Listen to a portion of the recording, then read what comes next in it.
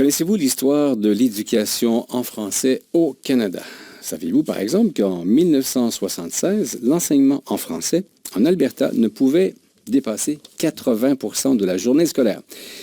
Jusqu'à demain, donc 17 heures, il y a une exposition itinérante qui est proposée au Collège Éducacentre au campus de Vancouver. L'animateur est Cory Loranger.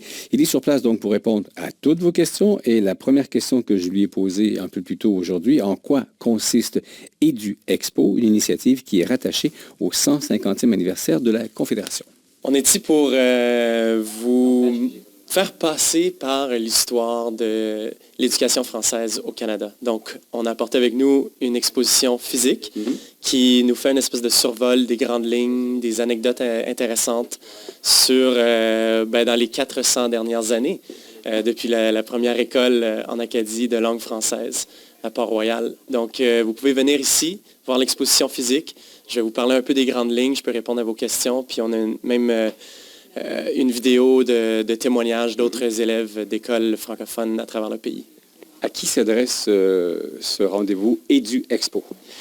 C'est adressé à tout le monde, en fait. Il y a un site web qui a été construit dans le cadre du projet pour que tout le monde au Canada, que ce soit en province ou en territoire, ait accès à cette information, qui a été amassée au cours de la dernière année sur l'histoire de l'éducation française au Canada dans le cadre du projet 150. Mais l'exposition physique, c'est sûr qu'on invite beaucoup plus les élèves des écoles francophones et immersion de la région pour venir alimenter un peu ce qu'ils apprennent déjà dans leur salle de classe et alimenter ce qui est offert aussi dans le cadre de ce projet, qui sont les exercices pédagogiques qui sont offerts aux écoles aussi en même temps. Donc, c'est sûr que c'est ouvert au public. Donc, tout le monde peut venir voir d'ici samedi après-midi. Et on invite beaucoup plus les groupes d'école, justement, à venir alimenter ce qu'ils apprennent à l'école. Votre rôle à vous, ça va être quoi? Moi, je suis animateur. Donc, je viens installer physiquement l'exposition qui voyage dans 12 villes à travers le pays. Moi, je m'occupe des villes de l'Ouest. Donc, j'ai déjà fait Winnipeg il y a quelques semaines. On fait aussi Regina, Edmonton, et là, on est à Vancouver. J'installe l'exposition, puis quand les gens viennent, je peux répondre à des questions.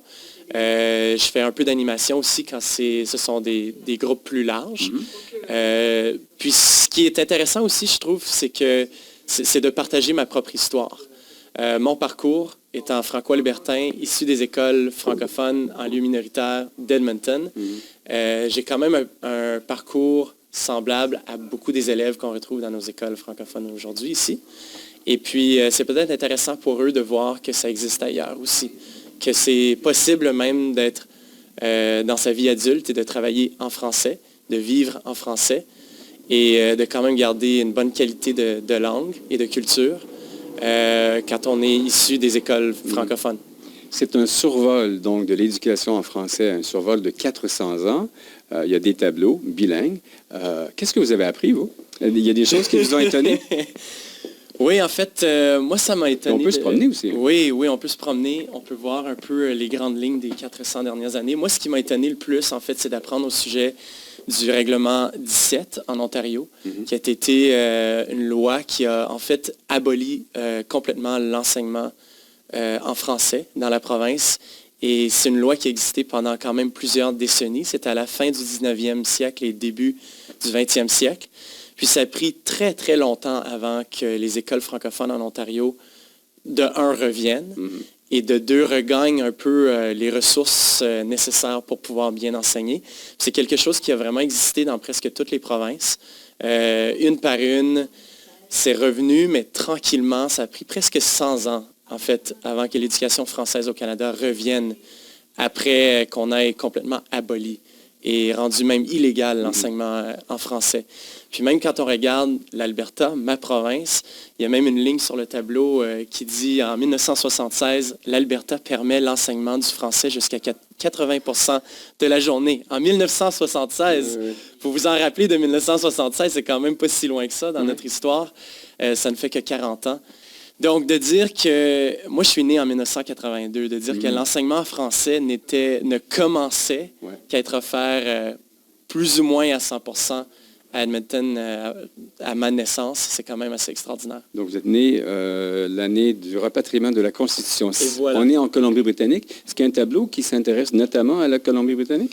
On parle, il y a quand même des trucs qui qui sont mélangés un peu dans l'historique, mais c'est sûr qu'on parle beaucoup plus de la décision de la Cour suprême au cours de la dernière année par rapport aux ressources et aux opportunités offertes aux écoles francophones comparant aux écoles anglophones. Ben, ça dit 1978, la Colombie-Britannique a introduit un premier programme d'enseignement en français au primaire. En 1978, quand même. 100%. 100% au moins, oui. Mais c'est incroyable. On voit vraiment le dommage qui a été fait dans les années 1800, quand on a rendu illégal pas juste l'enseignement en français, mais l'enseignement catholique aussi. Donc, en terminant, je vous laisse inviter les gens à venir faire un tour ici à Éducacentre pour voir cette expo. Absolument. Venez nous voir. On est ici jusqu'à samedi après-midi à 17h.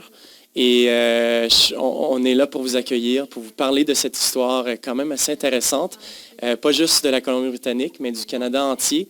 Puis c'est intéressant de comparer entre les provinces de l'Ouest, justement, qui ont quand même des histoires assez semblables, mais qui ont quand même des moments assez uniques et différents des autres. Je vous souhaite beaucoup de monde. Merci beaucoup. À bientôt. Donc, c'était l'animateur Corey Loranger qui sera sur place pour répondre évidemment à vos questions au collège donc Éducacentre pour cette Édu Expo. Et Éducacentre est au 896 de la 8e Avenue Ouest à Vancouver.